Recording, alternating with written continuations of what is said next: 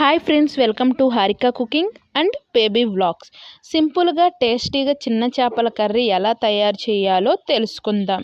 చిన్న చేపల కర్రీ వండడం రాని వాళ్ళకు కూడా ఈజీగా సింపుల్గా ఎలా తయారు చేసుకోవాలో తెలుసుకుందాం. ముందుగా ఒక గిన్నె తీసుకొని కేజీన్నర చేపలు వేయాలి. రుచికి సరిపడా సాల్టు, ఈ కేజీన్నరకి 3 స్పూన్స్ సాల్ట్ అయితే సరిపోతుంది. చేపల కూర కర్రీలో కొంచెం మంట ఎక్కువగా ఉండాలి. దీనికి 4 టేబుల్ స్పూన్ కారం, అర స్పూన్ పసుపును యాడ్ చేసుకోవాలి.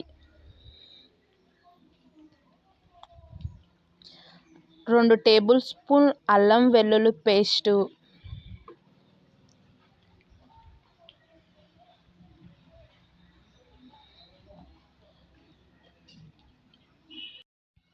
ఈ చిన్న చేపల కర్రీకి 100 గ్రాముల ఆయిల్ పడుతుంది.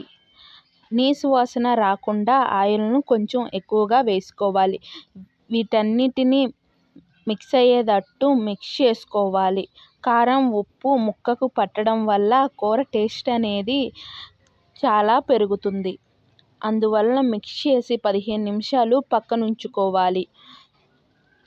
పక్కనుంచుకున్న ముక్కల్లో సన్నగా తరిగిన ఉల్లిపాయలు, చిలుకలుగా కోసుకున్న పచ్చిమిరపకాయలు ఒకసారి మిక్స్ చేసుకోవాలి. ఒకసారి మిక్స్ చేసుకున్న చేపల కూరలో ముందుగా చింతపండు గుజ్జుని తీసి పెట్టుకొని ఈ ముక్కలలో యాడ్ చేసుకోవాలి.